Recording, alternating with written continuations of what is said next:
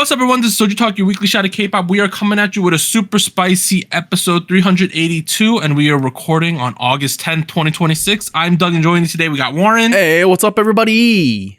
And Anita. Hello. As a quick reminder, check out SojuTalk on your favorite podcast platform, sub to us on YouTube, join the SojuTalk Discord, and be a part of the nation. It all really helps out. We have an announcement this week that we will be taking so the end of the summer is going to be a little tricky, guys. But at a minimum, we're going to be taking a 1 week break. But functionally, we think we'll drop another episode in about 10 days from now. That's essentially where we think we're at. That's what we're hoping. Yeah. That's what we're hoping. I have some adult shit that's getting in the way, and I don't like it. I'm sorry. But I have to make money. So, I mean, I'm sorry. Yeah. So we essentially will probably get out like 2 or so more episodes in the next 2 weeks. But no promises. But we'll try our best, guys.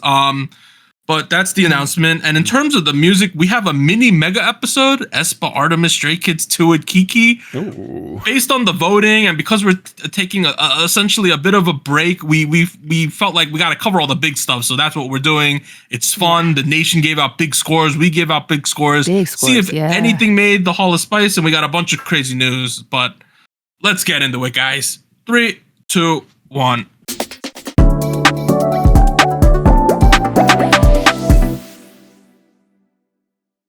All right, big new releases, guys. We have 5 songs. It's crazy, guys. I know we're taking a little break, but we're getting a mega episode before the break. But we got aespa Switchblade featuring Dolla, Sambae. We got ARTMS Blue Blood. We got Stray Kids This and That. We got TUIDE Girls, which is like a pre-debut introductory track. We got KiiiKiii Pop Off. All right, guys, let's start at the top with aespa Switchblade featuring Dolla there from SM. This is a B-side coming off of the mini album, I think, that had the title track Lemonade. They had Whole Different Animal and Rich Man or some other recently released songs from them. I thought that Ju from Hearts to Hearts was Novice, but it turns out that Dolla is now Novice. That was the first thing I thought about their lore. Really? To get more serious and talk about the song, though, when aespa unequivocally just tries to be aespa and release aespa-ass songs, it kind of just works. Like, I think this is a really just fun, high-energy song.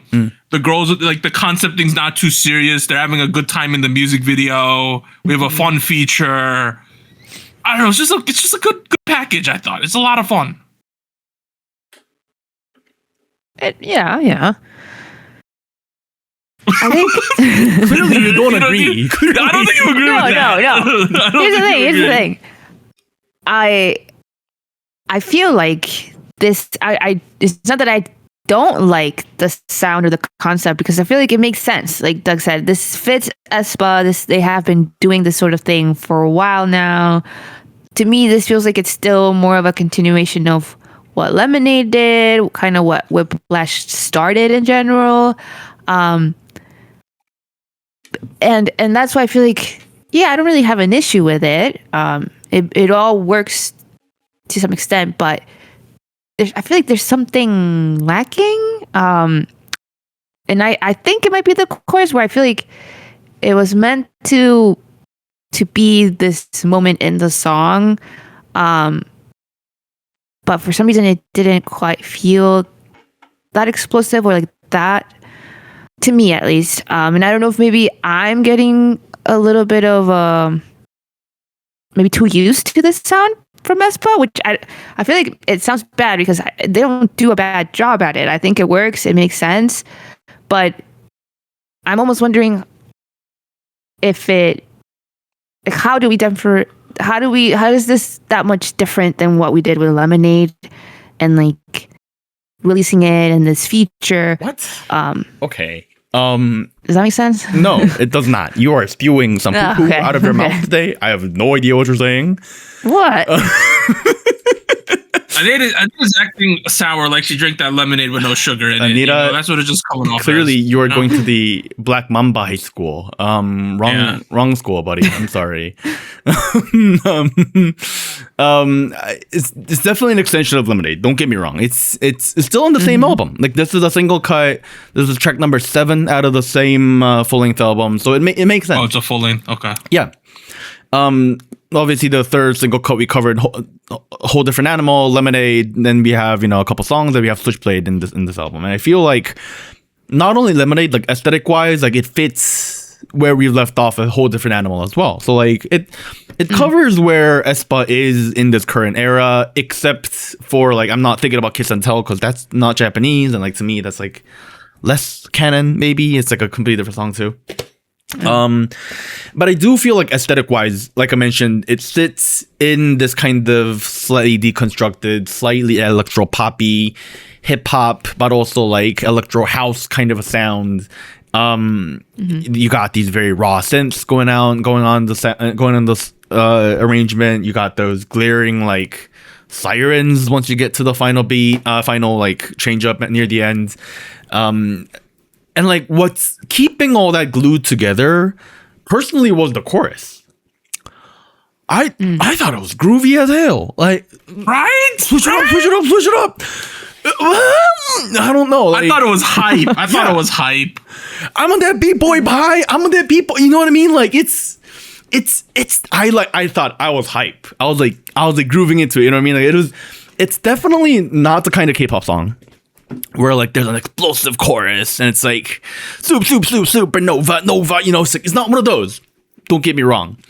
But like this feels like if I'm exaggerating maybe, and I'm saying this off the top of my head, but like this feels like a evolution of what we were trying to do with like Rich Man or like Dirty Work, which was leaning into some of those like slower beats, try to relax it a little bit, be more groovy, like aespa has been a group that doesn't rely on like that rhythmatic strength, and they tried and some of it kind of fell apart. Here, once they're kind of in the tempo that they're kind of more familiar with, I think really works towards their favor. And I don't know, like with a lot of the aespa tracks that we get, I thought it's great. I liked it.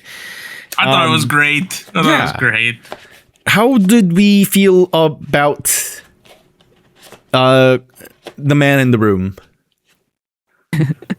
I thought that it was a little bit too much of a switch up from the rest of the song, but they salvaged it by having the dance break there and not just doing a dance break to the original sound. You know what I mean? Like I thought I thought if you had just had his verse while he's in the boxing ring or whatever, and it's that sound, and you're like, wow, this is really different from the song. Even though they're saying switch it up and all that, right?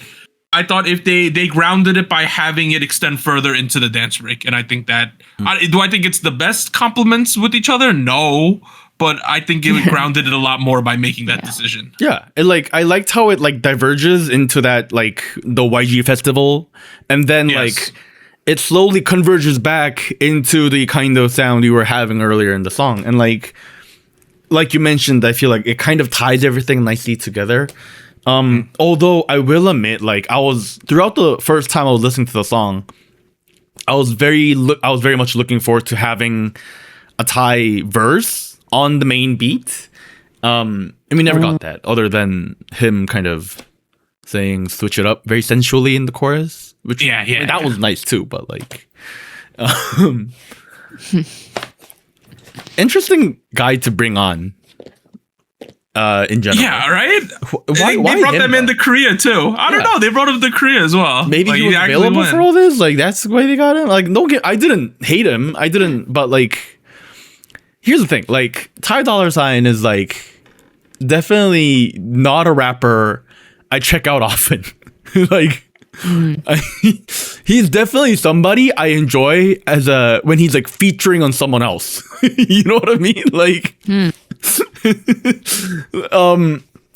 and like through the Vultures era with like Ye, like I was like, like I don't know, like it kind of fell off a little bit. Here he's not bad. I like what he's delivering. Like he has the subtle like Korea shout out in the lyrics, I guess, which these rappers like doing whenever they're featuring on a K-pop artist. What did he say? He quote unquote said, "Dolla get the money, Dolla get the won." Hey, okay. He looked up. He was able to Google her currency. So like not bad. No. Oh no! Like he stated that he was sent the demo of this track, and then he played it for his partner, and his partner was like, "This shit's fire. You should be on it." And then he's like, "I guess I'll do it." That's okay. That's how. There you go. And I'm assuming this partner had some knowledge of aespa and K-pop, and they were like, "Yeah, you gotta collab with these people. They're big." And I guess that's how this came about. Cool. Makes sense. How do you feel about this feature? I don't think you liked it. I don't think you did. I mean, I'll be very honest, I'm not very familiar with his music. But I've heard it here and there, like as Warren mentioned, as a feature. So I feel like I see why, like I see the reasoning, but for me, I think like him outside of his features. No. I feel like for me the slowdown and like the beat change didn't, I guess for me it took me out of what the energy of the song had in the beginning, like before his verse. And I wasn't a huge fan of how it changed, and then yes, there is like a gradual transition to go back, which I think worked, but then once we get back, the song kind of ends, right? To me, it felt like we could have added another little bit of a section to end on that energy that we started with, but we didn't. So for me, it felt like, I kind of wish we would have pushed the section a little bit forward so that we had more time at the end. I think that was how I felt about that section, where I feel like it could have worked a little better if it was, I don't know, if there was more time at the end to get back to the energy. But one thing I didn't even know, like, did you guys know he put out an album last year? I had no idea. I didn't know. I had no clue as well. I had zero idea what he was up to after the Vultures series. Like, I was like, damn, like, I say that as a past tense. Right now, I'm like, damn, I was like not in loop with this guy. At the end of the day, this song passes the caveman meter I have. Is like, is this song fun? You know what I mean? I listen to this song, I was like, is this song good? Am I have fun? This song answers the question of yes. I thought the vibes were good. The song was fun. That's how I feel about this. I think it's aespa doing their aespa thing. I agree. Sometimes it might be too much of a one thing's not like the best thing ever. But I think for what we got, it makes sense. I think the girls look like they're having fun. I think the song reaffirms once again that like certain members of this group are extremely talented, and they're, the Karina solo thing will eventually go crazy, I think, when it happens. I thought she particularly was really good on this track. I thought it was fun. Anita does not want fun. That's what I got from our discussion today. I thought you were going to mention it at some point, so I wasn't mentioning it. But what are you gonna mention? I just really like their styling in this video. Like, it's great. Fun. Like, it's nice. No, obviously they are very attractive human beings. Don't get me wrong. Yes. But like something about Ning Ning's bangs, I'm like, those nice. are some good bangs. Fantastic bangs, man. Good yeah, stuff. the styling was like at times quirky, at times really good. Like, they got serious at times. It's like a full K-pop wardrobe at times. Other times we're just like cosplaying school kids, I thought it all kind of worked together. My partner, my girlfriend, I forget the exact statement she had, but we were having this conversation, and she was like, "Yeah, like Ning Ning's like attractive as hell." I'm like, "Yeah, I agree." Yeah, I think we were watching the Youngji video where she was on Youngji's. Yes. Yeah. And I was like, Ning Ning's like one of those people where like I know I see her very often, but like if I just randomly see her in the street, I'm not gonna recognize her because like she's like what like I don't know if you guys have this, but like for certain people, I have trouble like remembering their features outside of like styling and whatnot. And when I'm like making these thumbnails, I like look at the cropped version of their faces, and I'm like, is this the person I'm trying to like put in. You know what I mean? Like, do I recognize? So you have minor face blindness. A little bit. And I was like making this whole thing about like I think Ningning's attractive, but like I don't know. Like, I don't think she's the most attractive, nor the second, nor the third most attractive person in the group. And she was like, and my girlfriend was like, "You are fucking crazy, sir. You have no idea what you're talking about, you madman." But today I saw the bangs. I'm like, okay, like this is, maybe I was wrong. You see what she said. I see her vision now. So I would like to apologize if you're listening. If you're a Ningning one pick, you could be angry at Warren. You know, it is what it is. Let's go, aespa. Switchblade featuring TUIDE. Very rarely does a B-side get coverage, and it got second place in our voting this week. So people really wanted us to talk about that one. Good stuff. Let's pivot to the next track. We have ARTMS with Blue Blood. They are from Madhouse. Last three. Well, Born Stunner. They have an official music video for that. Icarus and Burn. This is in the same comeback cycle as Born Stunner. But apparently, I've been told, I might be wrong, but I was told that they're double title tracks. Even though one of them has a visualizer, one of them has a music video. But the one we're covering is ARTMS Blue Blood because unfortunately Born Stunner lost 2 polls in a row, and the ARTMS fans fought tooth and nail to get this one covered this week. Literally, like it was a massive battle. But we're here. They're back with another seizure-inducing music video, guys, and let's go ARTMS, yeah. You know, a lot of the discussion of this music video is not whether if people like the music video or they're getting blinded or they like the song or not. The main discussion people are having is that there was like a teaser demo of this song that had more electronica effects that people really enjoyed. Yeah. I did some research. Let us know what's going on here, Warren. Have you guys heard of Gravity? That's their whole thing. The stuff they do over at Madhouse is they let people vote. Way before the release is completely produced, they let people vote for for a title track or a concept. In this case, people are voting for the concept, the aesthetic of this entire comeback cycle. There was a couple options. The YouTube video is still up. If you go into their YouTube channel, if you go back a month or so, you will find there's a video where they give you a couple options to vote for in terms of the concept that they're going for. And the what's this one called? The Blue Blood concept happens around the 1 minute 38 mark, if I recall correctly. And if you listen to it, it's got a different beat. Like, you can kind of tell that they were pulling from the same reference, but it's a different beat. It's a different sound. Mm-hmm. You know what I mean? Like, so I think people, myself included, would make the connection that like, oh, like this is kind of the song that we're going to get.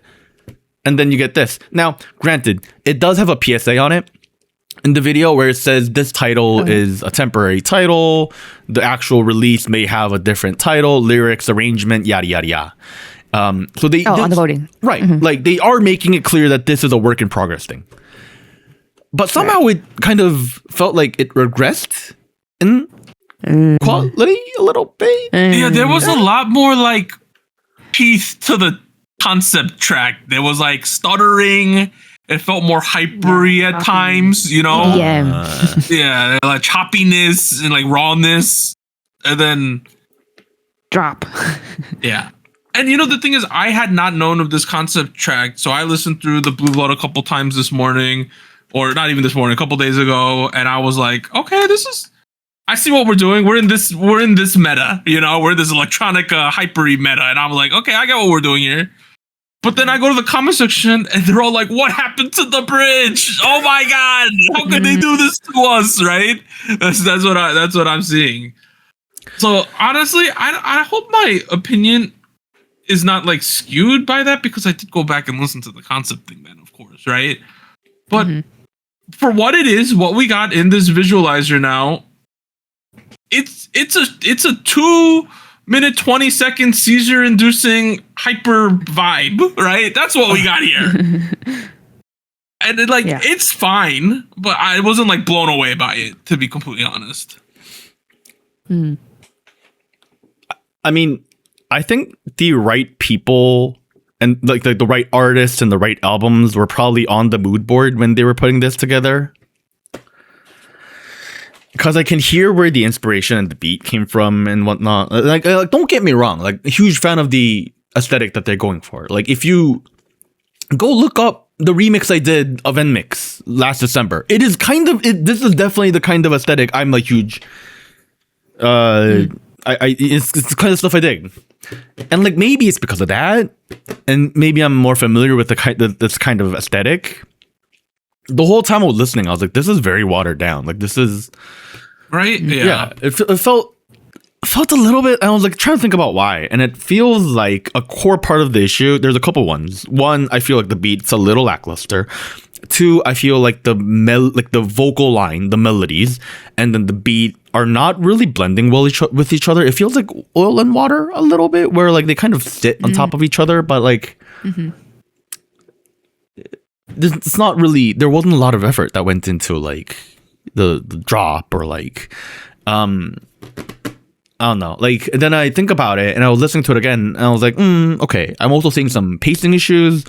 The drop isn't really hitting that much of a pack either. Like I understand the drum and bass where like it's easier to do a build into a drop and like build out of it rather than doing a boom, like a drum like, drop thing. But like it doesn't really help that the beat feels like it's missing all the energy that typically comes with this kind of genre.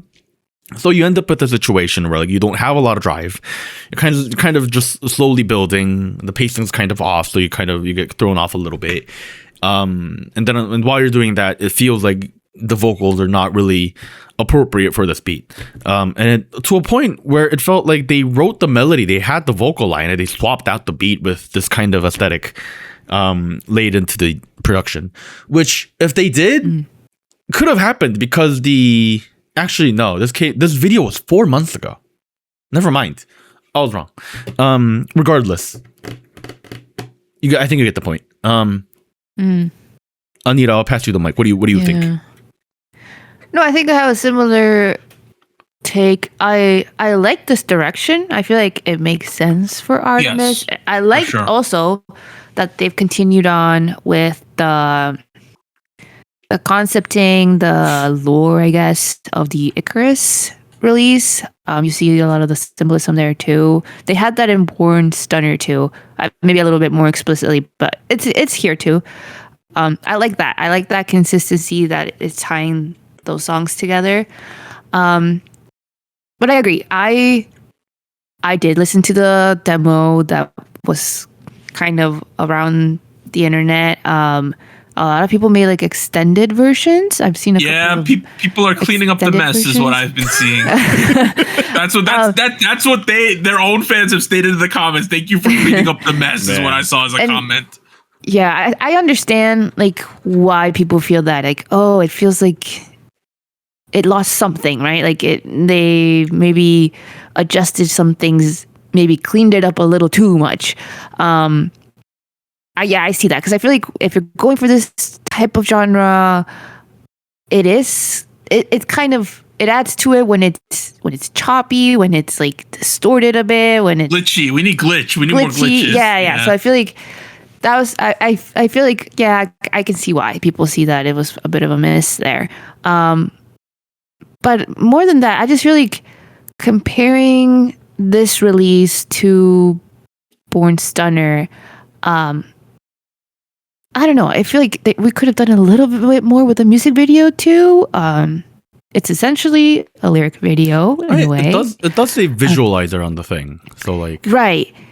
So to me, honestly, I didn't realize that it was a title track. I thought it was more of a follow-up promotion song that you do after the title track. Not necessarily quite like a B-side, but like something that you do to continue the promotions on music shows in a way. So I don't know. I feel like, and the fact that it's also very short, like I feel like maybe we could have done a little bit more with the song, with the concept, with the music video. Because I like it. I liked the visuals, the makeup they had, like the lashes, the eyes, the wigs. That's cool. I like that ARTMS has been doing that. Like they've been very consistent with that. The concepts, the visuals. And I like the direction. I just feel like I have to agree in a way with what the fans are saying with the complaints. It's not bad. It's just it's not. It's like when you go to a restaurant and you see the pictures of the menu and you're like, oh shit, this is gonna be amazing, right? And then you go and then you order the item and it's just like, oh, you know what I mean? You're like, ooh, right? But it tastes so good. When you look at like the DoorDash picture, you're like, looks like the best quesadilla I'm gonna have in my life. And then you get the quesadilla, and it's still fine. You love quesadillas, it's good, right? Still has the chipotle ranch in it or whatever. You're eating, you're like, okay. But it wasn't that picture, you know? It wasn't the quesadilla that was promised, you know? Like, that's what it feels like. I do think if I can give this a positive takeaway, right? If I can give it a positive dress on it. Yes. I know there's gonna be people who listen to the podcast and they're like, every time we cover hyperpop, they're gonna be like, I don't like hyperpop because it's too loud, it's fucking too frantic, it's too like aggressive, it's fucking memey, like not enough singing, like. And like to those people, I'm like, okay, that's fair point. That you might not vibe with the genre the same way I don't vibe with trap music. So like, I think that's a very fair point. If you are one of those people and you feel FOMO because you're not a part of this global hyperpop, digitcore, electropop revival, I think this might be a thing for you. Like, there's plenty it's very approachable, right? Like, it's at the end of the day, they are tried and true, like very well proven vocalists, and that's still very clear here. That's still coming through. And they do a great job of singing, and the melodies are very pretty. And like, if you dig all that, just with this kind of jungle, you know, drum and bass, electropop, instrumental backing in the background, if you're in, if that's what if you want to, if you're open to that, like this might be up for you. You know what I mean? Like, this might be it. So like, if you want to get your hands wet, if you want to get your feet wet a little bit, this might be a good intro to like that whole aesthetic of things. Now, most of the genre is not really doing exactly this at this point, so like you might check this out, right? Like, you might be like, oh, this might be it, and like you might not go any further from there. But hey, you know, let's you've tried it and give it a shot. So, I'm gonna be honest though, I'm not the biggest like hyperpop opponent. But this was the first time listening to a song in this direction that I wish we had gone hyper, which is saying something. Like it feel like to me like they took too much time to try to shove in a pop chorus into this song where it really didn't need it. You know, like it just got poppy, and I was like, I get it, I completely understand.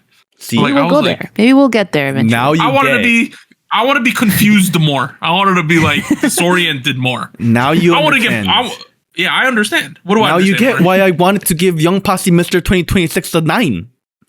No, I don't understand that. I did not understand that. I just wanted. Like, I wanted to be blinded more, I guess, which I never thought I would have said. That's what you were expecting. I wanted to have a seizure, and it just didn't happen. No, I know you didn't. Not enough migraines, apparently. No.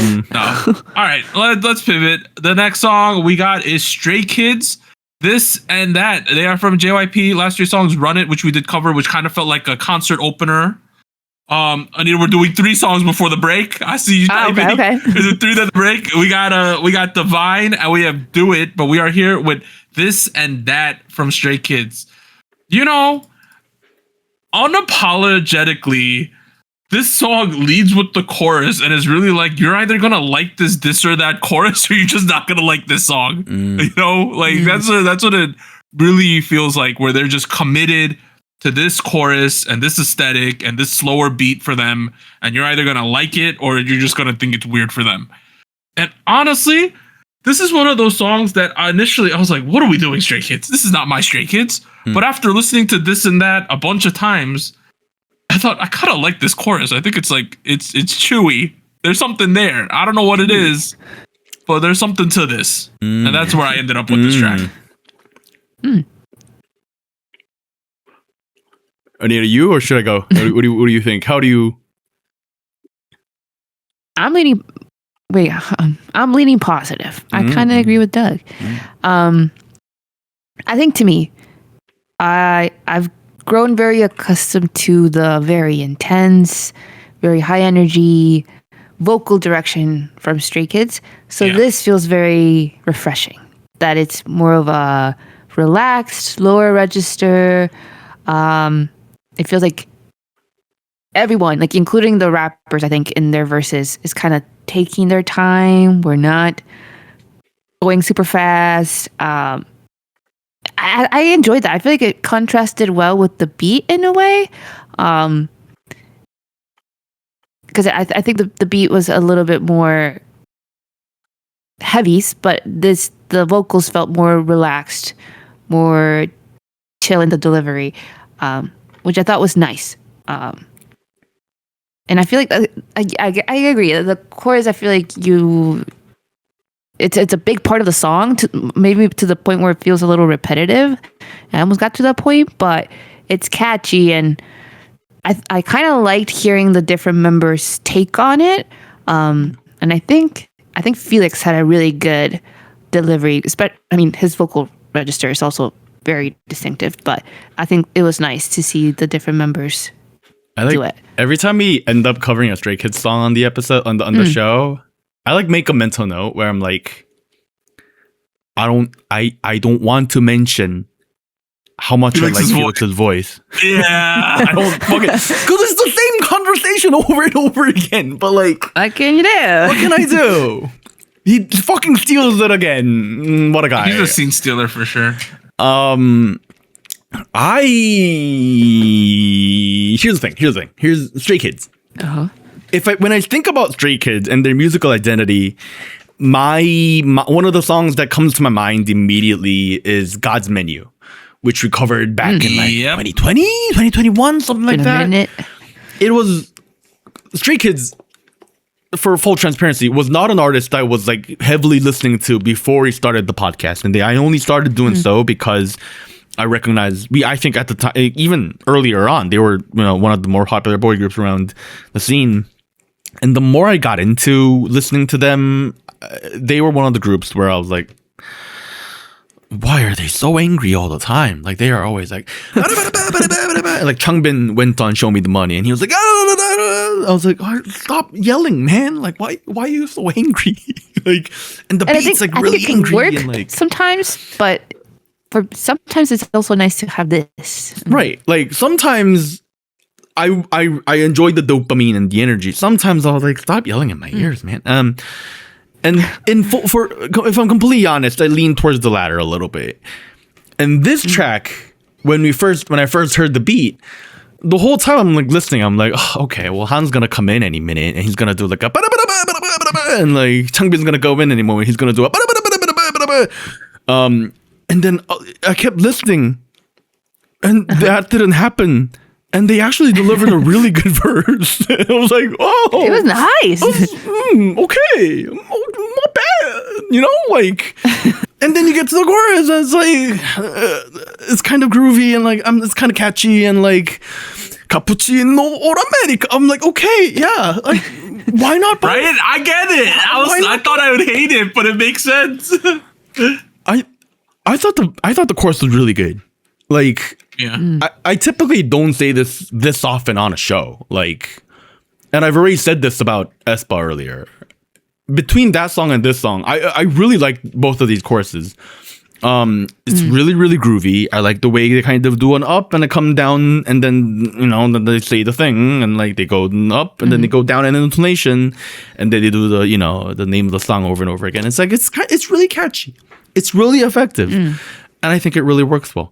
And then like I got to go back to where it started the conversation. I was like, I heard Felix's voice, and he just it's a good man with a good voice. I will admit, like, when I was first listening to the song with this beat, which leans less towards the regular Stray Kids angry music and more towards like what I expect out of NCT, for example.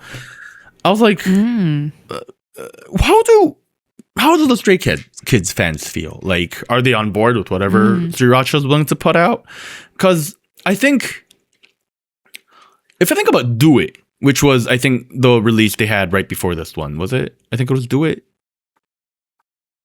Run It. Run It. Run It. I think. Run It. Between this track, Run It. Sorry.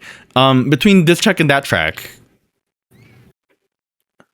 Actually, you know what? No, I was thinking about Do It, not Run It. Different song. Okay. Sorry. When I remember covering Do It, and it felt like they were trying to widen their spectrum a little bit, try out different things. And they've done that through different, outlets in their very long discography. But this one in particular feels the most solid and the most sensible in terms of playing into their strengths. And I feel like I was very impressed about how well they are able to kind of perform on this kind of beat. That being said, I'm not going to go ahead and say like every verse was the best shit I've heard in my entire life. But like, hey, like, I think that's fine. Like, this is easily one of my favorite Stray Kids songs I've heard to date. And I think that kind of says something because traditionally I haven't been the most excited about a Stray Kids release. Hey, shout out to Bangchan because like the way I describe it is he leads the song off, right? With straight up like basically doing the chorus by himself. They left him out by himself. He's weak. He's vulnerable. He's there by himself. He has to sell us on this aesthetic of this chorus that we're going with, right? And if his performance there wasn't good, you'd be like, "What are we doing here?" Right? But something about his performance there really sold it to me, and I was like, "Okay, I completely understand what we're doing." But that, like, basically what I'm trying to say is I think he did a great job there because if he had done like a weirder job or a worse job and didn't sell it correctly, I think it would have just like completely ruined the vibes, But I think he really sold it, and you're like, oh, what's this type? This is what we're doing with the song. We're gonna just kind of take this line, we're gonna like rhyme with it fun ways, and we're just gonna do it and perform it. And I think it all kind of like if he did not like if we're a baseball player, if he did not hit as a leadoff hitter, didn't get on base here, it might have ruined our whole plan here. But he did. He got on base, so everything ran smoothly after that. There you go. Because I respect the people who made this song for putting that in the front because that's a bold move. This is a really could have been a hit. It is essentially a hit or miss chorus. I think whether you like the song really depends on do you like this or that part or not. They just kind of said, well, here it is, I do think like this is already a really good song. If we're looking on ways to even build further, you know what I mean? Like go above and beyond here. Like one thing I noticed was that you can kind of tell like Stray Kids they've been doing rap-based K-pop for about 10 years now, something like that, right? Like they debuted 2018, so 8 years. Wow. It's a long ass time. And I know that they've probably been writing rap music before then as well. And for every rapper that's been around that long and you see the trend kind of shift between different styles, you can kind of tell. And like with Stray Kids, it's you can also kind of tell. And I think they're definitely doing their part in terms of keeping the production, keeping the overall aesthetic of the song up at the times. I think they did a really good job of that. I think maybe the rap making and the flow styles and like that maybe could kind of be the next step towards like doing something that fits this style even further. So like what I heard today with this track, the rap here, solid stuff. Like the flow's good, like it's groovy, but like like. It could be even more raw. It could be even more autotune heavy, or like it could even be like up at the times in this kind of style of music. So that's one thing that I was thinking about. But at the end of the day, it didn't really take away from my enjoyment of the song. You know what I mean? Like I still have a good time. Yeah. I will Americano. Oh, every time. I like me some Stray Kids. I like it with the song. I think they did a great job. Let's take a quick break and we'll get to the final two songs. 3, 2, 1. All right, fourth song is TUIDE. I'm gonna call this a pre-debut introduction track with girls. They are from ABD. And then this group, TUIDE, the new 7-member girl group from HYBE, is officially gonna debut on August 24th with their first mini album called Tune and Play. So this is more just like a, hey, these are our kids. This is the vibe we're going with type of track, right? You know. Okay, I don't want to just like fluff up HYBE some more because we know they're a good company, but like this shit was really clean. Like it just felt like really well concept and performed. They went with a backrooms-esque aesthetic for some reason, you know, but they liminal spaces. That's what they went with. Oh. I don't know. Something about this song. It's very simple. It's a little bit repetitive, to be completely honest with you, but it just kind of scratches the brain in a way where you're just like, damn, HYBE cooked another group up, you know? Like, damn, like, I don't, like, it just feels, I don't want to say destined to succeed, but like, at this point with some of these HYBE offshoot companies, it just kind of feels like that. Damn. And that's not a negative. That's a complete positive. Yeah, that's my initial impressions. It's just like, damn, this shit is going to be good again. I thought it was solid. There's I mean, the beat's very minimal and it gives you a lot to think about because there's all this open space to play with, you know what I mean? Like there's a couple different guitar loops that they use. And none of it's like heavily distorted either. It's like pretty, it's like it's chopped in a way that's very fun, it's bouncy, but it also feels very, very exposed. And like you add that with the UK garage drums and that whole kind of house aesthetic in the sound, and it's this bouncy, fun little thing. And the melody kind of is, you know, it's a little quirky, kind of plays off of that as well. And I feel like overall you get this nice upbeat track that's clearly garage and it's still like upbeat, but at the same time it's like it has this like Shibuya KiiiKiii almost feel to it where it feels like, you know, like there's these nice little sound effects. Like, you know, you got there was a little chorus, I think, in the minute mark. There's the orchestral hit sounds in the background, and it gives us this nice dancey vibe without keeping it too over the top, you know? Like it feels very casual, feels very approachable, but they feel cool. You know what I mean? Like they feel like cool people at the end of the day. Who isn't in K-pop, I guess, but like am I saying that I want to be them? Is that no. I think you get the idea though. It's very approachable, but yet also like somewhat elevated, if that makes any sense. And I think that's what kind of brings us together. Yeah. Do I think it's the mastermind of Han Sung-soo working? I don't know about that. He doesn't have the best track record. I don't know the entire staff team working on this thing. And I'm also aware that the official CEO of ABD isn't Han Sung-soo. It's No Ji-won, whoever that is. But there you go. I have another discussion point, but Anita, what are your first impressions of this A Bold Dream group? I feel like it feels fitting. I feel like it makes sense for the members, for the age group. It's very youthful, refreshing, but like we mentioned, very chill, very cool.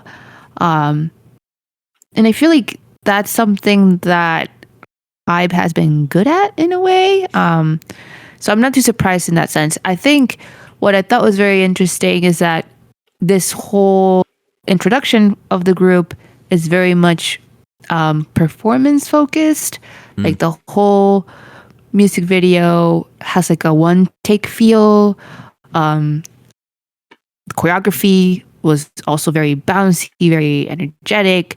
A lot of footwork, which I thought was very interesting. I mean, it's fitting to the genre. It was good. It was good.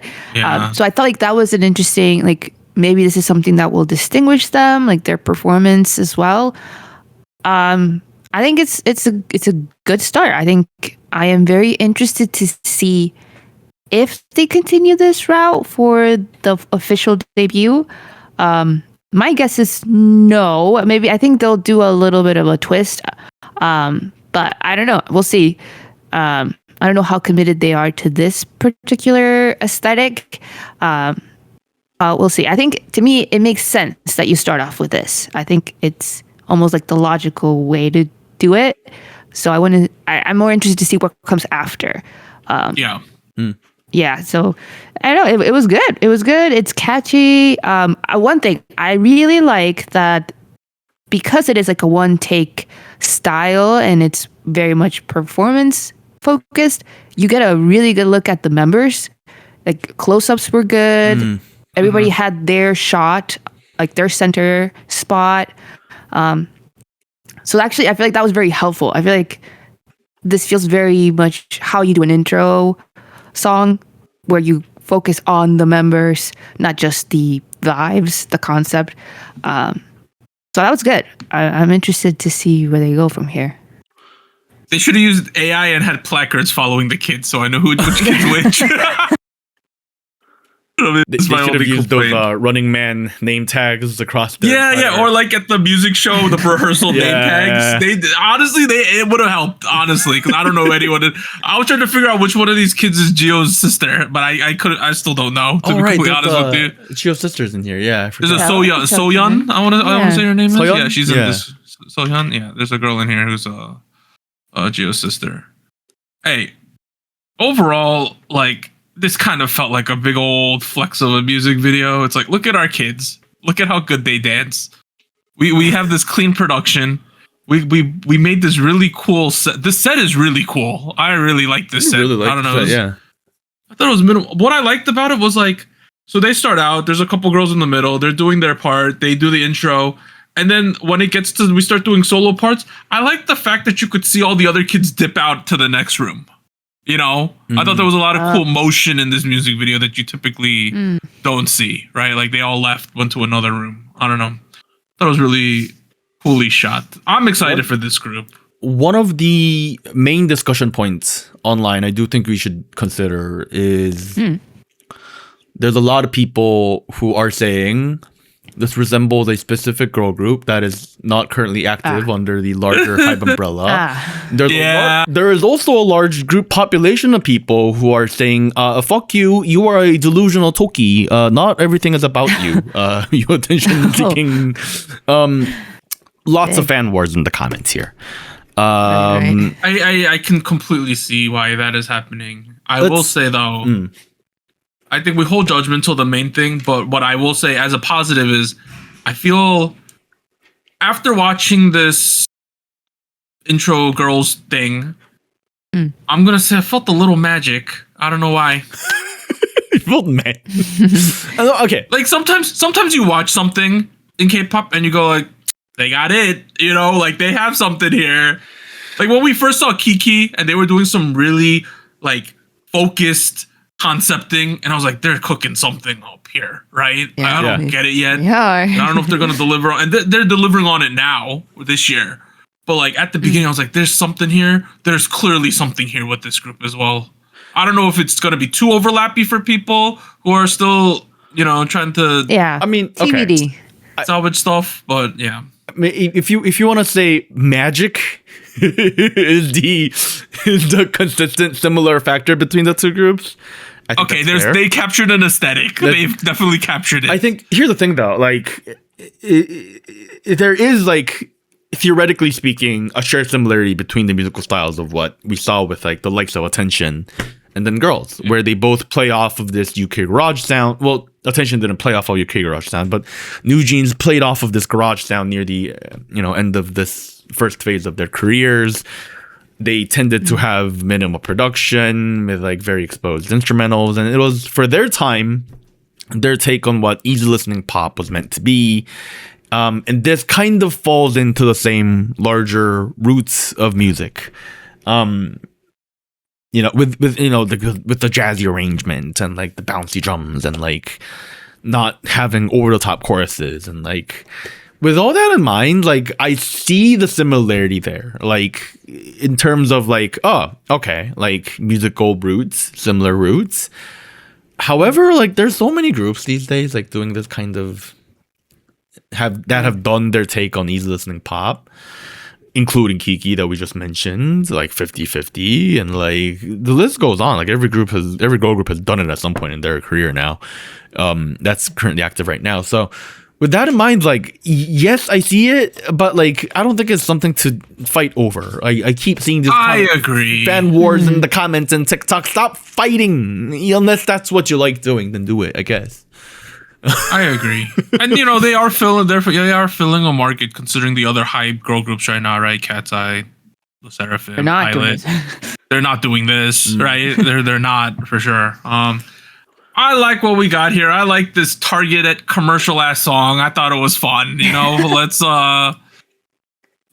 pivot to the last song. Hey, I said they're delivering on it. It's KiiiKiii with Pop Off. They are from Starship. Last week we covered Candy Pink Magic Hole Flip Phone. We got probably one of the Song of the Year contenders in 404 New Era, and we got Dancing Alone are their last couple of tracks. This shit is incredibly short, but what we got in the 2 minutes and 20 seconds, we squeezed all the juice out of the orange, you know? Like that's what it felt like. Like the shit is short as hell, but they worked every second of this into something that I thought was extremely fun and very on brand for KiiiKiii, and it works. And they're exploring this era that these kids weren't even alive for, this Fuego era ass shit, and I think it all kind of works. They were alive for it, right? They just don't remember it, maybe. Yeah, I'm sure they remember Window Vista. Let me see. What's the young? How old is the youngest? Kia was born in 2010. Kia was born in 2010. Jesus Christ. So she's officially younger than TikTok by Kesha. Wow. Man. Oh wait, no, TikTok came out in 2010. So they're birthday buddies. Yeah, yay. Yay. Yay. Jeez. I like this. I like I'll say this. This felt 2010's theme to the max. Like this was maximalism of the 2010s trends and like aesthetics and fashion wise and like all the little, what do you call it? Like iconic things about it. I compared this quite a bit to the song we covered from them last week, because in that discussion they were also referencing 2010's style, sound, vibe. But to me, this iteration of it feels a little more broad, more like, or at least to me, like I can recognize like Western trends, Western media trends that I also would associate with the 2010s.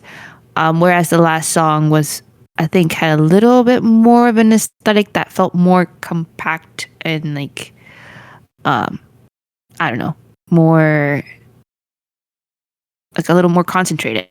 So this felt like it went very broad, and I mean it's not a bad thing. I think it's still holding on to this concept, and it works. But I feel like maybe in a way I preferred the like more concentrated, more specified approach. And maybe I'm just comparing because they're so close together, like the releases, and they are touching on the same subject. But overall, this was fun. I found myself enjoying the verses a little more. The lower vocal tones that KiiiKiii has, I think is really cool that they're using them this way. I think it works with this genre too. The chorus, I thought had, I guess on first listen, I didn't think it was that exciting, at least not the first half, because it kind of continues with the instrumental that we already hear in the beginning of the song. So it feels like more of a continuation of what we're already hearing. And then we get the little bit of a switch up in the second half. That one I think stood out a little more. So I think that might have been the one thing that felt like, oh, if only the chorus would have been a little more stand out. Let's talk about the production while we're there. I do think it feels a lot less hyper poppy and a lot less digicore and a lot more focused on the blog house. What did I call it last week? Indie sleaze revival. Oh yeah. It feels more focused on, and that definitely feels more focused on that. I think the names that people are mentioning is Kesha with TikTok on the Western Sphere. Right. The top line, there's a very similar aesthetic, a very similar cadence to it. Charlie XCX, people are mentioning a whole bunch. But at the same time, who in pop music isn't influenced by her right now? You know, she's everybody's mother. In the Korean side of things, people are mentioning Jung-hwa a lot with her track Disco. Because the chorus of that track is DISCO. You see the similarity with the top line cadence? Yes, sir. Yeah. I could see it. Lots of people also talking about Tiara with the overall, I think they've kind of become the face of electropop in the late 2010s for K-pop. It was a fun run. Good run. And with all that in mind, it feels like there was a couple things that happened in the production. On one hand, I thought the chorus is incredibly strong. Is it familiar? Yep. Yes. Is it noticeably catchy as well? Yes. But at the same time, it feels very familiar. But regardless, at some point, it feels like they figured out that they captured magic in the bottle, and they were like, "Ooh, how can he push this further?" And it felt like they built the entire track around this chorus. To the point where I kind of disagree with Anita. Certain parts of the beat, certain parts of the verses felt like they existed because they had to. Particularly that first verse, where I felt like there were some of the most awkward top lines I heard for a while kind of just came. And then the build-up was a little awkward. I mean, you got the build-up drums in the background. You can clearly tell it's building up to the chorus, which is, at that point, you know what the chorus is because you heard it first in the intro of the song. Pop music does that very often. It's a very clever device when they are very confident about their chorus and they push it to the very beginning so that it really drives it home. Lots of emphasis, repetition, while you maintain the gap. You kind of retain the intro instrumentality.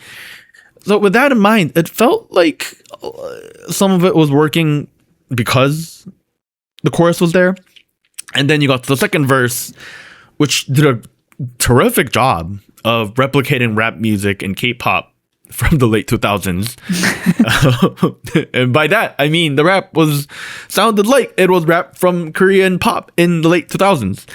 And that is not a compliment, because I felt like that was one of the positives of K-pop that we kind of moved on from that a little bit.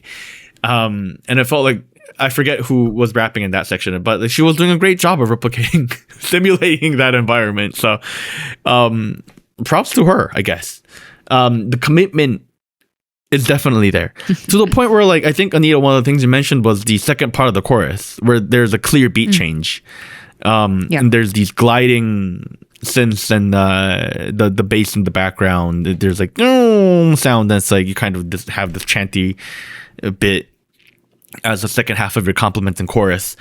And it also reminded me of all the choruses we got in the late 2000s and the early 2010s that were first half of it would be these singy parts, and then the second part would be essentially a dance break with a little bit of a drop. That's what Tiara did. That's what Big Bang did. So I'm sure the list goes longer. I just don't have the names off the top of my head. And it kind of felt like it was a callback to that. And that was maybe the point where I could kind of tell that they were connected to the Tiffany days and the underscores of the current, pop music industry. But otherwise, it felt like they were channeling 2010 at its best.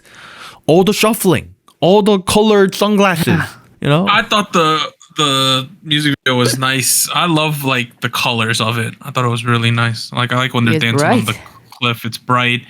It's giving Windows Vista. It's giving iMac G3. Yeah. It's giving the translucent tech of the early 2000s, which I wish we still made. I loved all that shit. My first Game Boy was like a see-through purple one, Game Boy Color. Ooh. So I'm like nostalgic to that. I think I do agree with Warren that it kind of felt like some of these verses existed just to get to the pre-chorus, just to get us over the line so we could start hyping it up again. I do agree with that. How'd you feel about the Superman outfits, Doug? It was fine. I did that for Halloween in college at some point, I think. You did. Every time I see that, I think of Tumblr in 2011, and I think of you. Just those two things. It was such an easy costume. You just buy a Superman shirt. It's so easy. So every time I see that outfit, like for example, like in the minute 33 mark, all 5 of them are dressed that way, and they're strutting down what looks like Spain. I was like, so. I was like, oh, it's like 5 dogs. It's great. Yep. Hey, overall, Fun. this was filmed in Sydney, Australia. Oh. As well as Palermo, Italy. Oh, okay. I was very Italy, wrong. that's what it was. Something like that. Y'all enjoy all the shuffling, all the polos, like all the. I like all of it. Maybe I'm nostalgic to the era, but I thought it was all fun. The DC shoes, the giant skater shoes, like. Yeah, the Ryan Sheckler or Rob Dyrdek shoes. You know, come on. Yeah. All the neon colors in your outfits. Man, I'm a sucker for this era. I can't believe shuffling has made its way back to 2026. That's great. It's great. It's great. I have some of these youngins gotta shuffle more. They gotta get on Windows Vista, play some Sims 3 or what is it called? Like virtual. What was the other game? People were also playing like Second Life, that other one. You know, the more role play one. I did not play into that shit. Crazy. I wasn't into that, but people were. You know. It's like call me a fucking nirkuku onk hag whatever. Like I have vivid memories of like shuffling during like homecoming dances. Bro, really? Bro, I was in college. We were shuffling at the nightclubs, dude. Yeah, I swear to God. Yeah, we were literally shuffling at the nightclub at this era. It was like completely normal. Completely normal. Every time you were YouTubing new moves at a certain point. Yeah, wow. Everyone is doing the same move, and you're like, "How do I do the sidestep thing?" You're like, "How do I fucking? How do I do the sidestep thing? How do I go in a circle? How do I transition from a kick a move back to a thing like that?" That's how it was back then. I will admit, I'm doing the whole like kick thing where she like moved her leg like that, like shoom. Oh, okay. I was like, I've never seen that before. That's fucking crazy. How'd you even do it? Well, whatever. Like that was dope.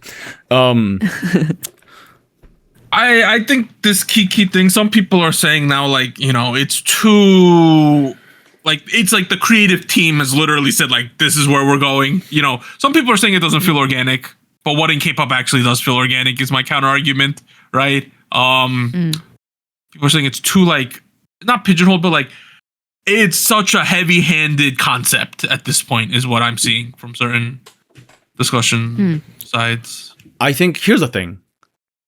The way trends move, they're a little early. But this is the main, I feel like this is the mainstream trend of like what's coming in the next like year or so. Like I'm down for this. I love the electronica K-pop era. Yeah, like sound wise, like I've talked about sound enough. Fashion wise, like on Instagram, on the Korean side of Instagram, the two K-pop idols that are constantly mentioned as like people's chugumi. Chugumi is like the kind of person you want to dress as, you know, the kind of style I'm going for, your aesthetic. People are mentioning Cordis a whole ton. Like Cordis, everybody.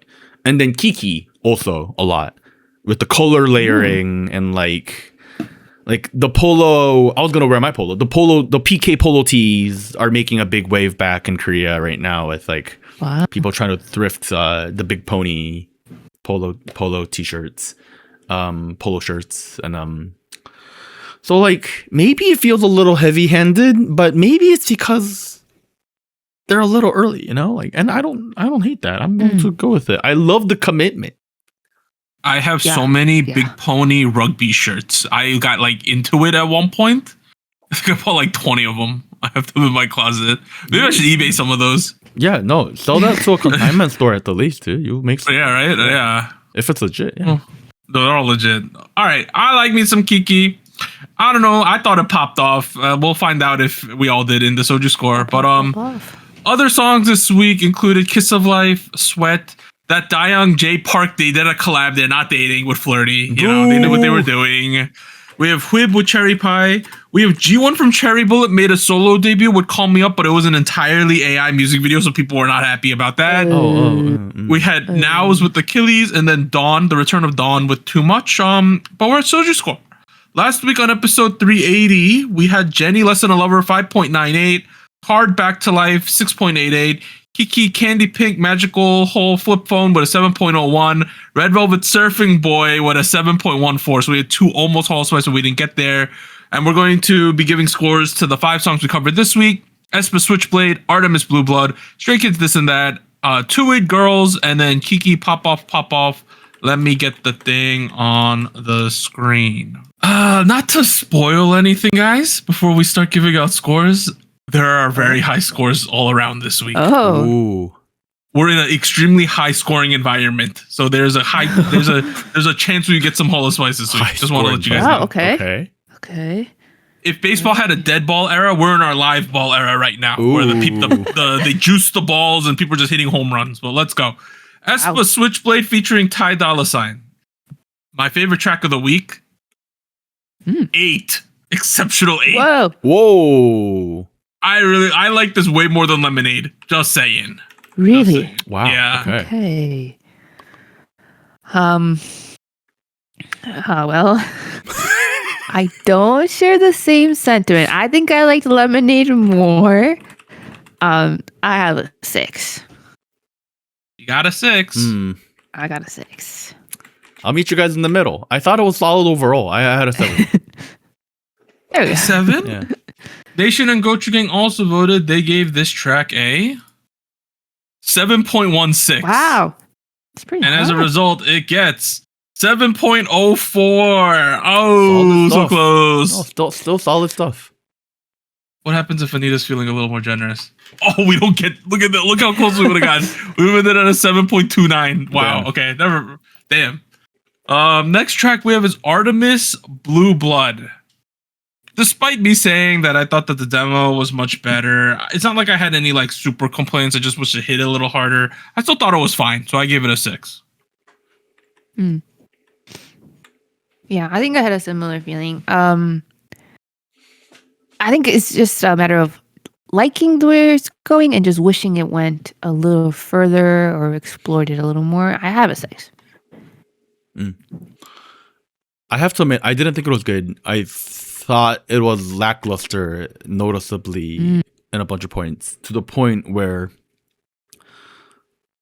I was wondering why they did this at all. And that's not. I mean, no. I'm not saying the members are bad at singing or like. No. I just think like it was not really well put together, if that makes any sense. So you got a lot of great puzzle pieces that don't fit. Is what my takeaway. I had a 4. Damn. Wow. Okay. Nation and Gochujang also voted. They gave this one a 6.71. As a result, we're going to end up with a 5.68. Thanks, Warren. Yeah, thanks, Warren. That's what the nation is saying. That's the peanut gallery. Shut up. Next one, we have Stray Kids This or That. Honestly, my favorite Stray Kids song in a hot minute, 7. Yeah, I feel like I had very few notes as far as like where the vocals went because I thought everything was working very well. I have a 7. Hey, you know what that means? It's a jackpot. I have a 7 as well. I thought it was really solid overall. I thought it was some of the. I thought it's proof that Stray Kids, after 8 years in their career, could keep going for many, many, many more. Nation also voted. They gave this one 6.5. 6.43, and as a result, it will get a 6.86. That's a solid score for Stray Kids, this and that. Okay. Next one we have is a TUIDE with Girls. This one I found hard to grade because I think the song is fine, but it is repetitive, and I think my enjoyment of the song really was influenced by how much I liked the music video and the aesthetic we were giving. So I actually came back to earth, and I ended up on a 6 with this. That's how I ended up here. I thought they did a really good job for what it was supposed to be and the objective of it. I give it a 7. I think it's worth checking out.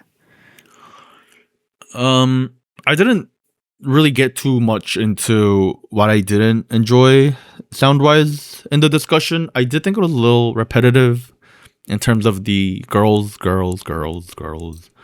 Yeah. Felt like it was a little short. And I don't know. I felt a little. No, not saying I hate it because I still stand by all the positive notes I mentioned about the song. So overall, I thought it was a nice package. I had a 6. Nation Gochu Gang also voted. They gave this one a 6.33, and as a result, it receives a 6.33 on the dot. Oh wow. Okay. So Nation got the score right. They literally got it correct this time. Here you go. Finally, we have KiiiKiii Pop Off. Oh, this one I've been debating. Do I think it's a 7 or an 8 the entire day? That's been my main discussion in my head. Which way? If I think 404 New Era's a 9 in this in like a retrospect. You think it's 9? Wow, okay. I think it's a top 3 song for Song of the Year at the moment. Okay, that's fair. So that's why I would leave it at a 9. This one, I'm gonna give it a 7 because I think that a lot of the verses are I'm just waiting to get back to the build of the song, and I think if I'm gonna give a higher score, I need to enjoy the song in more totality, just the hype part. Yeah, I feel like I like where they're going. I've liked what they've been going for a while now. I like the concept, the commitment. This one, I feel like it didn't feel as immediately catchy, or I don't know what to call it. But it's still really good. I have a 7. Yeah, I there's a lot of this song that I like, but I'm also aware that KiiiKiii is benefiting from this this first mover advantage a little bit. They're definitely the ones who are it's new. Right, they're pushing forward in this kind of direction, and like I mentioned, I feel like it's gonna keep going forward in this kind of trend overall in the industry. But if I think about it objectively, I still enjoy the aesthetics. I think it's really, really focused, and I think there's amazing consistency here. And I think that's what I really like about it. There's parts of the song that I don't particularly enjoy. So I have a 7 instead of an 8 this week. I think we might have screwed them, guys. They should also vote. It's a big score. I don't think it's enough. 7.33. I think we needed one of us to get an 8. Oh, no. I really think so. It's going to end up at a 7.08. If, let's say, I gave an 8, it would have made it. Oh. We ended at a 7.08. Well, that's awkward. For KiiiKiii Pop. Hey, but I mean, when we covered 404, we were lukewarm about it, and now it's on the Hall of Spice. So we'll see. Hey, if we get to this third quarter rating thing, this was a high up there for sure. Yeah. Same thing with this Red Velvet Surfing Boy is probably in that discussion too, right? Yeah, you like it now? I mean, it's still a 6, but I'll think about it. We got hey, the scores this week: aespa, Switchblade 7.04, ARTMS Blueblood 5.68, Stray Kids this and that. We got a 6.86. TUIDE with Girls with a 6.33, and then KiiiKiii Pop Off 7.08. Damn. Finally, we're at show winners. Anita, hit us with them. Yes, we have Three. We had some cancellations on the show and Inkigayo, but people who won. First off, Jenny with Less Than a Lover. Nice. Second win on M Countdown. So congrats to her. Then we have Reseen winning with Pretty Girl. That's their second win as well. And then finally with New Era with Point EXE. I think that's how you pronounce it. First wins ever. They won on Show Champion and Music Bank. Big congrats to them. So this New Era group, you're probably like, who the heck are they, right? If you're not aware, there are a certain handful of specifically boy groups in Korea that were on survival shows that were on the main TV channels, KBS, SBS, MBC, right? And these groups have like very strong Korean fandoms that are pushing them. Like Ahop is another one that they've won like 4 music shows so far, and they debuted like last year. I think there's 2 or 3, including New Era, including Ahop, and I think there's one more that have all won multiple music shows in the past like 12 months, where like we didn't cover them, but they won. And I think all 3 of the commonality, they're survival shows in Korea that didn't get a lot of attention in the West, but in Korea people were watching these shows. It's the show is called, if you're interested, the show is called Make Mate 1 off of KBS 2, which aired in 2024. Yeah, so there's a handful of these groups that there's a kind of difference in popularity between West and Korea. So that or outside of Korea and inside Korea is what I'm seeing. All right, that ends a long part 1 of episode 382. We got some news and events from the past week. Let's get to it. 3, 2, 1.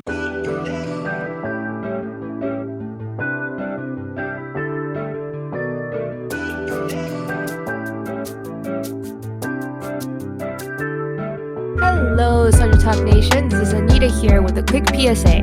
If you would like to support SojuTalk Kpop Podcast, please like, subscribe, or follow us on whatever platform you're using. And consider joining our Patreon at patreon.com/SojuTalk or donating to us at paypal.me/SojuTalk. On behalf of the crew and myself, thank you. Now back to our regularly scheduled episode.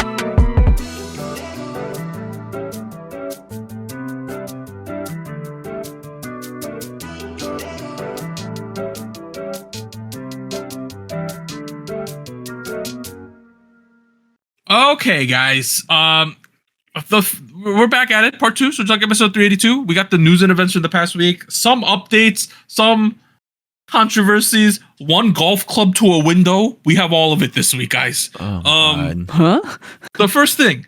This is an update to this whole Chagawon story. You remember last week we were trying to go through it, and then Warren's like, "Oh, MC Mong was doing shit." Well, yeah, it did come out, right? So, she is claiming. This Chagawon is claiming that MC Mong took that 40 billion won from her. According to a recording released on YouTube channel, she alleges that MC Mong had massive gambling debts, claimed that he pressured her and Baekhyun, saying to something to the effect of, quote, "If this blows up, you're both dead, Chagawon, pay this off." And she stated, under duress, she paid him off because, quote, she couldn't leave because Baekhyun couldn't be left to die, is what she apparently stated. Very considerate. The recording also touches on claims that Baekhyun went through significant emotional strain during EXO's past contractual disputes. Yeah, there was you remember SMNX and the CBX had a lawsuit, so yeah, that makes sense there, right? Yeah, it's still going on. But yeah, so we're at this point with that, with her. I don't know what's going on, but the boys, so they're in a bit of a lawsuit still with 100 and Chagawon and all that, but they have announced that they are going to continue activities as a 9-member group under a new label. So the number 9 is significant because you remember Ju Han-young got kicked out of the company because they alleged that he was seeing a prostitute when it turns out he wasn't, right? Mm-hmm. So that one's that. But so there was 10 dudes remaining. One of the guys whose name is New decided to stay at 100 Entertainment. For personal reasons. We don't know the specific reasoning, but he's staying under there, and they stated, quote, for personal reasons. But the 9 other dudes have all left and will be, they want to sign the boys with one company, and then all the other dudes are going to sign their individual activities all over the place. But that's where we are. So one more member is essentially, is not going to be a part of the boys going forward. His name is New. Interesting. Wow. Okay. I mean, the boys as a group, that's... okay, first they were at Cracker, then they were at IST, now they're leaving 100 and going to their fourth company. I do think it's incredible that a majority of this group has been able to stay together throughout all these iterations. Although I imagine from a fan perspective, this is fucking stressful. So it went from 12 members down to 11. I think Hwa left at some point, and then Juhanyeon left, and now Nu is dipping. So we got 9 left in the boys. And I think they're approaching military era like really soon too, I think. Yeah, I think if I understand correctly. Sangyeon has started his exactly, yeah. So that's where we're at with this. But in the midst of that, a bunch of the dudes have just started signing the individual stuff all over the place. So Younghoon at Namu Actors. We have Sonu, he's at a hip hop label at Area. That's where he signed. We have Eric has signed with Eric has signed with Grid Entertainment. So he's over there. That's the company that has Alpha Drive's Leo and Sangwon, who are like some of the most popular members of Alpha Drive 1. So that's where he's going. We have another guy, Hyunjae. He is signed with C-Sun. So they're like moving quickly with this. They're all going all over the place. So that is where we are with that, with the boys. The next thing we're going to be talking about is the Blackpink 10th anniversary controversies of the week, guys. Controversies. Okay. I mean, have you heard of any of this? It's been wild lately. Okay. I'm not too sure that I have. You haven't? No. Oh. So here's the timeline of what's going on, right? Okay. The first thing that happened was that fans were wondering, like, this is not like an event, but this is just in general. Fans are like, Blackpink's 10th anniversary is happening this week. Why has nothing been announced at all? Right, it felt very quiet. So people are like, what the F is going on? So the first thing that happened was that Black Label released notice that Rosé will participate in the 10th anniversary events. So people are like, okay, that's loaded. So we're number one. Why do we need to confirm that a girl in this group is participating in the 10th anniversary events when she's in the group? And then number two, they're like, what events? You haven't announced, YG hasn't announced anything. So people are like, what does that even mean? But then YG later confirmed that all 4 members are going to be in this thing, whatever going on, right? So the next thing that got announced was there's going to be a fan meeting for the 10th anniversary, but it's at the Korean Natural History Museum, and there's only 40 fans are going to be admitted to this. 40? So a 40-person fan meet. Dang. The biggest girl group in the world right now, and 40? 40. So that's what, and then everyone at this point, the Blinks in Korea specifically, and in the Asian countries started losing their minds, of course, right? Everyone started freaking out. Yeah. People are extremely angry. They're like, what's going on here? And, you know, finger pointing started to happen where some people are like, the girls are too individualistic. They're busy. Other people are saying YG is a shit company. You know, everything's being thrown everywhere. They're like, the girls are too busy. They don't want to do it. And other people are like, no, YG's terrible at rolling this out. You know, like like this is a fixed 10th anniversary date that you know. Like, why isn't there more being done? Coming. Yeah, like everyone knows that. Dispatch is also reporting that the group is currently in the renewal contract discussions of all this is all going on too. Oh. So they're in negotiations to renew. There's like a small ass fan meeting going on and other things like that. And then here was the first thing that happened. A lady after this happened ran to the YG building and started to smash the window or try to with a golf club. Oh, geez. Oh, wow. Okay. Here's the footage. She came into the practice swing. Look at her. Wow. Practice swing into running, into trying to smash the window, and she was arrested afterwards, obviously. Oh, wow. Okay. Yeah. Very at 10 p.m. on August 6th. Protesting the group's lack of 10th anniversary events. I am glad she didn't hurt anybody. Yeah. I feel bad for the glass door. Yeah, so eventually, so the date came around, August 8th, 2026.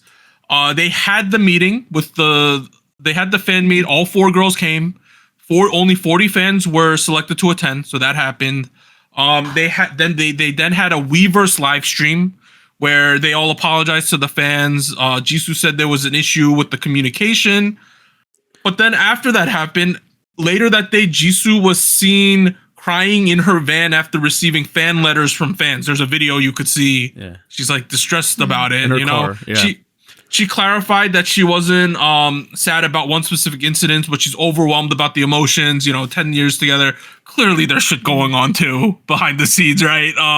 And then right after the fan meet, Lisa was seen leaving Korea to go back to Bangkok, I believe. Like they literally, she went from one place to Incheon Airport. She went from the fan meet to Incheon Airport. So she just jumped the country instantly. So all of this last minute announcement, tiny 40-person event, members apologizing, Jisoo crying, golf club lady, Lisa immediately leaving the country. Everyone thought all of this was a humongous mess, more or less. Can I add a couple more layers to this, because people are very angry, and out of my curiosity, I was looking further into this. On one hand, there is an overwhelming majority of opinion that Jisoo is the only one that actually apologized. Like, people said sorry. Don't get me wrong, but Jisoo was the only one that uploaded this apology letter. She was the only one who was during the video. During the live stream, she was like, she had more than a sentence worth of things to say about why like this happened. People took that and ran with, she's the only one that's sorry, and then combined with the crying later on, it's not a good optic for the other three members. That's one layer. Layer number two. Let's talk about the National History Museum that actually hosted this event. The actual meet and greet event was about 30-ish minutes. And then the live stream that happened right after it was about 11 minutes. Dang. I don't know. I'm sure some of you guys don't watch live streams, but I'm sure you can guess that they're typically longer than an hour for each. Yeah. For both the live meet and greet and the live streams. And combined, it was less than an hour. So people were clearly, probably a little frustrated about that. On top of that, it happened, the actual meet and greet happened out and about in the museum, to the point where if you had a ticket to the museum that day, you kind of got to see him. So the museum is free. It's donations. Yeah. Anybody could go in. So you got to the point of, what's the fucking point of picking 40 people? Dang. And then you had layer number 3, actually. There's another layer to this, where people were chosen. The 40 people were chosen through I believe, I think it was Weverse. They haven't done anything on Weverse in 2 years. Jesus. So all of this combined, I'm not going to justify the lady on the screen right now who's like, the GIF is looping, so she's it's hidden to the viewers. But hey, if you want to watch lady get pissed off, you go watch this. She's clubbed the door about 100 times now at this point while we're having this conversation. Respect. Yeah.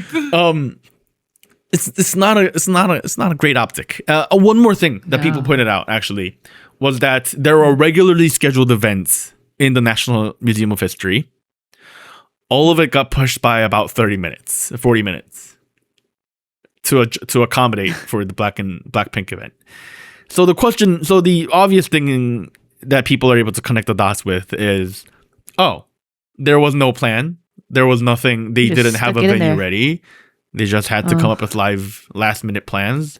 That's why you end up with a situation like, let's go to a museum for a live meet and greet and a live stream for our 11th anniversary. And it's angled incorrectly. So there's like a little slant to the stream. It's kind of awkward, Hey, just being said, the National Museum of Korea is lovely. It's free. Please go visit. I agree. It's a lovely museum. Yeah. You can see all these historical artifacts. It's great. It's a mess. There's a lot of mud being slung all over the place, but it's sad. It's sad considering it's a fixed date. We know what the date is from the debut, and it's just a bit of a shame. Next thing that happened, guys, Jonghyun has signed a contract with Varo Entertainment. So people were freaking out. They're wondering, what does this mean? But she has signed for her individual activities at the company, specifically. So she wrote a letter to fans. The summary of this is she announced she's leaving JYP after spending most of her life with the company. She said the decision was frightening, but that the support of the TWICE members and once gave her the courage to start a new chapter. She specifically emphasized she is not leaving the group. She stated that TWICE remains the most important part of her life and continues to promote as a TWICE member and will meet once and meeting once will, as in the fandom, will remain her main priority. She thanked JYP, her members, her fans for supporting her throughout her career, and she plans to approach both her future TWICE activities and individual stuff one step at a time. That's crazy, yo. That's crazy. Yeah, it started, yeah. Man, it's happening. I mean, Varo Entertainment is, I believe, the management label for her sister. Yes. Makes sense. Makes sense. They have a very big presence in the actor industry. And it came out later that she actually, I don't know if this was public before, but she's apparently starring in the movie New Recruit, which is coming out later this year. So, there you go. Acting. Yeah, if you want to know how big of a company is, Byung-woo sucks in this company, guys. So it's big, right? Like okay. It's a big ass company. Yeah. Hey, shout out to Jonghyun and your future endeavors. Best of luck. Yes. Next thing. So, if you guys are aware, so Isuman has been running a group called I think it's is it A20 or A20? I'm not specifically A20. And it's been like a multinational A20 rookies. I've seen footage of them, and there's also like an A20 May, which is the girl group he's been doing, right? It's a 5-member girl group, and they've been promoting, not specifically in Korea very much, but like they've been promoting this group, right? Believe this is in China, I want to say. I'm not 100% sure. But just know, he's like, bro, we're making A20 Seoul. And people are like, I see what you did with that name over there, right? So people think that this is going to be a Korean boy group. So his team right now is himself, the veteran producer at SM, Yoo Young-jin, and his niece, Sunny, are all expected to be a part of the team that is going to run this group. So I don't know if this is just another international group outside of Korea, or if he's gonna go back to Korea, because I believe his non-compete in Korea has ended when he left SM. It's over now, so he can make a Korean group if he wants. Okay, well, it's kind of exciting, is it not? Let's see. It's keep going. No, it's worth noting that it's other than Sunny, like it's A20 May, A20 Seoul.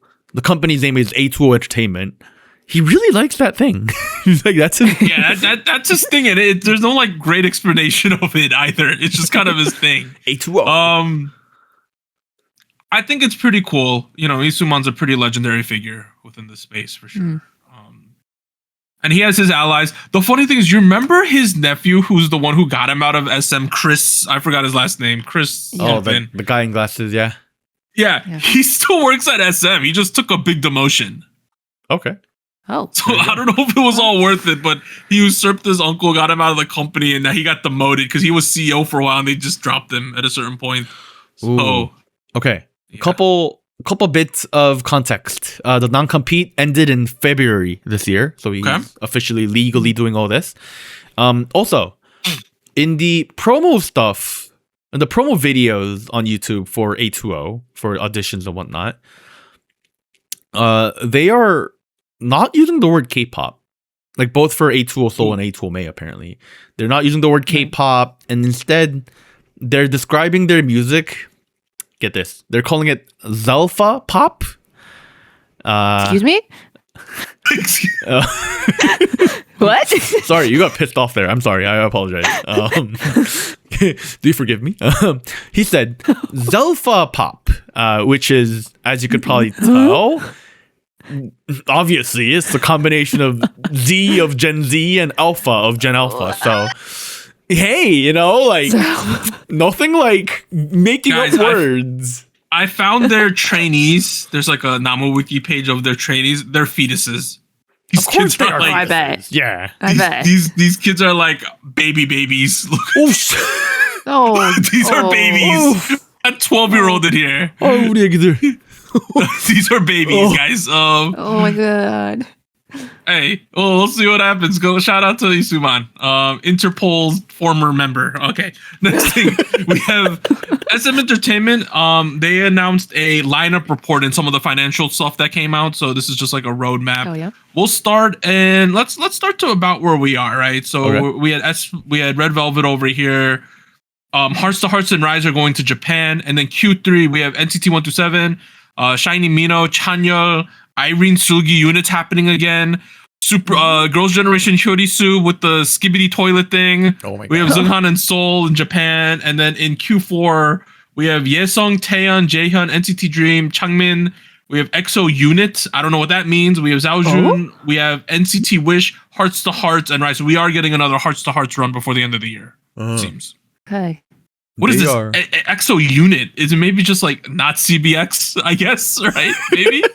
No. Hey, if the lawsuit goes through quickly enough, it could be them. You never know. I don't know, but hey, some interesting stuff from SM. Next thing we had August brand reputation for boy groups and girl groups. So it's everyone could be on this list. Look at Recede, guys. Wow. On the top 10. Look at Recede. They are 5 out of the top 7 most valuable rookie in terms of brand reputation in Korea. We have Cordis Kano, and then we have Islet Wonnie, and then all Recede people. Wow. That's crazy. That's insane.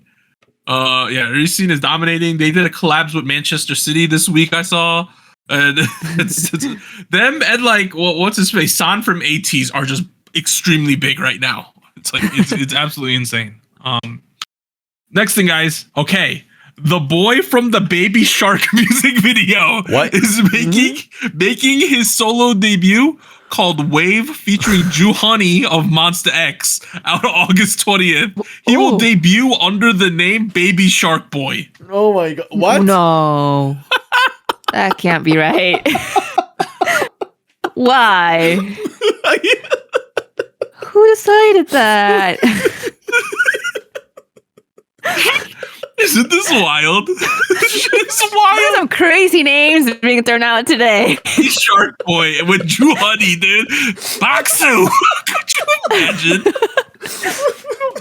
I'm excited for this. Oh man. If it gets in our music video channel, I hope people vote for it that week. I'm really hoping you guys vote for it. I want to cover it. I really want to emphasize it does not sound any better in Korean. just putting that out. So there's this youngling who was in the Baby Shark music video. He grew up and now he's gonna debut with Baby Shark Boy as his stage name. And he's gonna get Juhan of Monsta X in his debut track Wave. I'm sorry, I didn't know there was a boy that represents Baby Shark. I didn't know this lore about the song. I had no clue. What is this? This is not like a Katy universe. This is not like Katy Perry Left Shark lore. I had no clue this man existed. So yeah, this is happening. I just wanted to include it because I thought it was funny. That's crazy. Other thing, guys. I got a couple big releases. Big Bang, August 19th.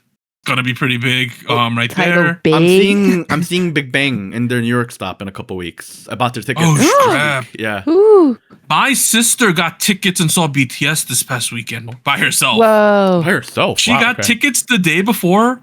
Pretty close, $100. She bought them off of clearly a scalper who's trying to get rid of them last minute. So she got it for $100. Good move. She said it was a great concert. She went to Foxborough because she lives in Boston. Warren, we got Rocket Punch news for the first time in like 3 years. Oh, I know what this is, yeah. So Rocket Punch soon is finally parting ways with Woollim Entertainment. I wonder what happened where her contract lasted so much longer than the rest of the kids. I really don't understand what happened there. What's openly out there is that there was a mutual agreement to terminate for everyone else except for Suyun and Juri. Juri, her contract was actually just shorter than everyone else's. And every once in a while, like I would see TikToks or Instagrams from the Rocket Punch account. Yep. With just Suyun. And you know how depressing that shit gets? Yeah. Depressing, man. I was subscribed to them too to try to help you guys out, and then I saw that and I was like, "Oh, this is a bad taste." I thought, one of these days we have to do an after show segment about how much I hate Woollim Entertainment. I will do it. I will fucking do it. Okay. It kind of reminded me. Okay, I'm gonna make a deep cut here, guys. It was kind of like how back in the day, Anita would know this. Martina left Eat Your Kimchi, and the husband, her ex-husband Simon released some videos a little bit later on the channel, and I was like, "What the f is this?" And it just put a bad taste in my mouth. That's when I unsubscribed. Just saying. Throwback. Yeah. If you're someone who joined the K-pop sphere like 2005 to 2012 era, you knew who Eat Your Kimchi was at that point, guys. You all knew. Let's not do that as a content creator. Like if one of us is we're not using the SojuTalk name. Like you. No. But yeah, that one happened. Next thing, Lee Dae-hee of AB6. He signed a contract with Off the Record, home to former 101 member Kim Jae-hwan as well. So he is now back under the Mnet umbrella, and he had always been one of Mnet's children. This guy, so kind of makes sense for me over there. That makes sense there. I got some touring. I got Taemin. He is going to be in Paris, Berlin, Frankfurt, London, and Amsterdam. Shout out to our mod Koala. She lives in Berlin and is a giant Taemin fan. So this kind of works out. But I heard she's on vacation and she's not going to be in Germany at the time. No. Good luck with that. Next thing, we have some sad news. Sophia is taking a hiatus from Cat's Eye at the moment due to health reasons. So that's a big rip over there. That sucks. And then next thing, it was reported that 17 Seungkwan was accepted into the military band. So that's how he's going to be doing his service over there. Nice. And then right after that, it was announced that Seungkwan, Mingyu, and Dino will all be joining the military in the months of September and October. So Dino did this petulant shit and he went to the military like a month later. Yeah. Okay. And then finally, I have some like not great news. I'll go through it quickly. So, do you guys remember the controversy where Gaon from Maiden was allegedly inappropriately touched by her CEO? So they granted her contract suspension, which is great. Thank God. And then they also ruled in favor of 2 other members to get their contracts also terminated. And then the one thing I'm going to mention, I'm going to do a essay trigger warning. I'm going to just say what happened, and then I'm going to hopefully never have to talk about this again. You got 5 seconds. 5, 4, 3, 2, 1. Okay. Let's finish this in about 20 seconds. Courts revealed that the 143 Entertainment CEO in court documents admitted that he agreed to a, quote, one-day romantic relationship, end quote, with the member Gaon, presumably, watched a movie and ate together, gave her 1 million won privately, and that's when the inappropriate physical contact occurred. Fuck. That's disgusting. Ew. Yeah. That's what apparently happened. Oh God. Gross. Fuck me, Jesus. Yeah.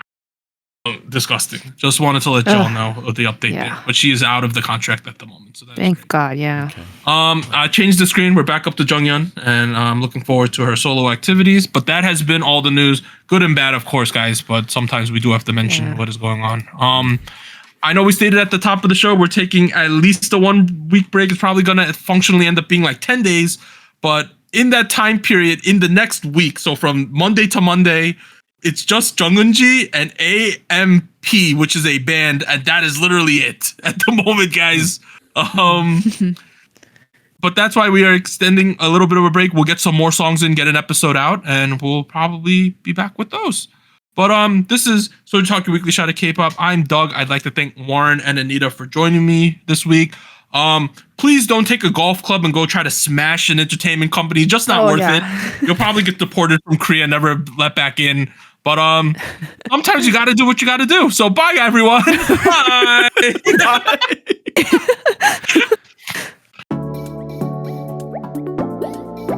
And here's an extra special shout out to all of our Fiesta Patreons on patreon.com. Bagel, Charles, Cotton Ball, Ellie, Gogu Mama, Honey Pools, Incoming Snail, Liam's Games and Toys, Natalie, NJ Parks, South Texas Once, Siu Sumi. And thank you for joining SojuTalk, your weekly shot of K-pop. Thank you, really.